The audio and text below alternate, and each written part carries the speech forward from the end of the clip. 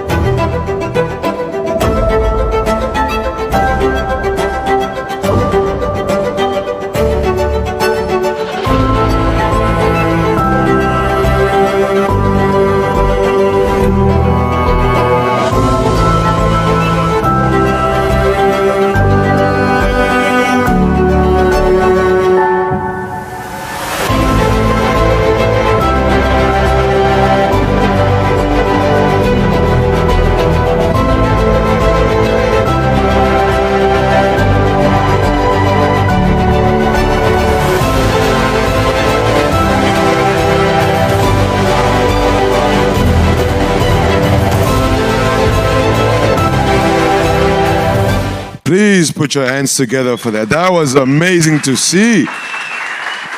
I don't know about you guys, but the first time I saw a Bitcoin transaction go through, even I thought it was magic. I was like, what the hell are we doing here? And I was the one making the transaction.